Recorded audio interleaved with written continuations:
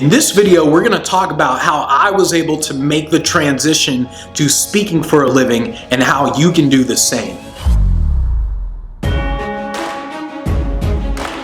How'd you do that? I see that success is not something you pursue, it is something you are. So I get it. Not everyone is speaking for a living, and I'm going to show you how I transitioned and what you have to do to transition. So when I started, it was very simple. I was performing in restaurants. I was doing magic tricks in restaurants. I would go up to people one by one and do a trick for them, and then I'd be like, hey, I would do it for tips. And in some restaurants, I would actually get paid for it, plus get tips. Some restaurants, it would be strictly for tips. That's how I started. And I knew I wanted to actually do this whole thing for a living, to be on stage for a living and to transition into speaking. But I didn't really know how to go about it at first. And then what happened was I had about four restaurants that I was performing at. So I was doing this for a living. I was making my money doing the restaurants. And all four, literally within 1 week, all four let me go. One restaurant was because they weren't making money. The other restaurant, I don't even know. But basically, the other restaurants actually said, oh, we can't pay you anymore, but you can actually come here and do it for free and just for tips. And I thought like, nah, I'm not going to do that. So literally in 1 week, my income, bam, it was gone. I was like, damn.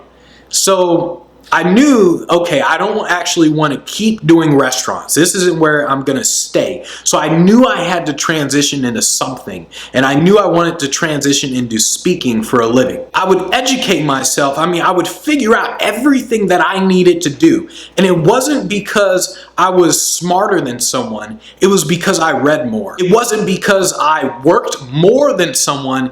It was because I did the work. It's not because I'm faster. It's because I understood that I'm running a marathon. And it's not because I have bigger balls than someone else. Well, I'm black. The real transition started when I made a decision. Literally made a decision. The definition of decision is to cut off.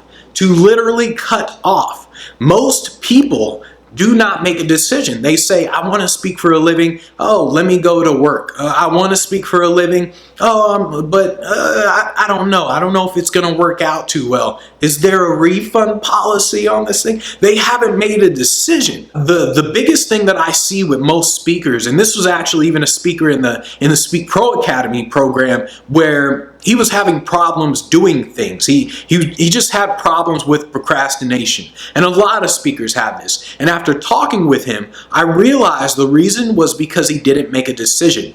He had a job. So from that job, he was making money. And because you're making money doing one thing, you don't have to do the other thing. You don't have to be a speaker. You don't have to do this other business because you're making money over here. So you don't have to do this. So he didn't make a decision. Most people don't make a decision. Cutting off, making a decision means not knowing what's going to happen next. You're not exactly sure. A lot of people, especially someone who's always had a job their entire life, they're not exactly sure. They're like, oh, I don't know. I don't know if the money's going to come in. And that's what holds them back.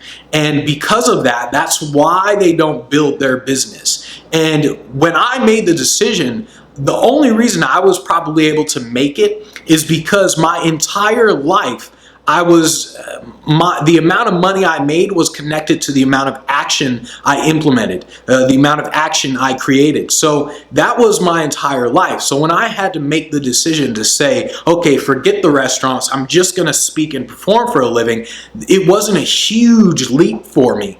But it might be a huge leap for you. You might have had a job your entire life, and going into a business all by yourself might be a huge leap, simply because you have no idea what's going to happen next. Absolutely none. You're not guaranteed to book a single gig no matter how hard you work, and that's what scares people. Now, you know you've made a decision when all the thinking that happens in your head, when it just stops and you just do something. One of the things that I tell people to do if they're having a problem with procrastinating, making a decision, is to picture inside of your mind what this future you, this ultimate version of you would look like, what they would do. I mean, think about how focused they would be. So you'd sit there, you'd wake up.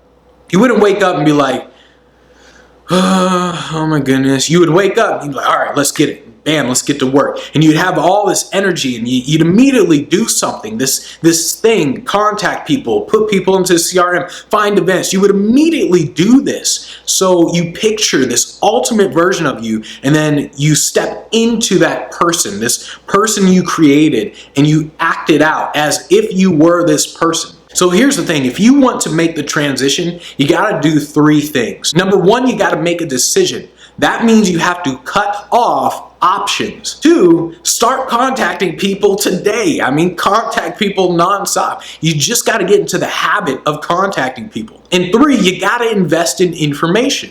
I know people say, oh, once I make the money, then I'll invest. But you got to do it. You got to do it the opposite way. You got to say, oh, in order to make the money, I got to invest. That's how it really works. If you feel like you're forcing yourself, then it's because you haven't made a decision. You haven't made a real decision. You're still kind of deciding wishy-washy about it, and you haven't made a decision. Ultimately, it comes down to you cutting off possibilities and focusing on this one thing you actually want to make happen.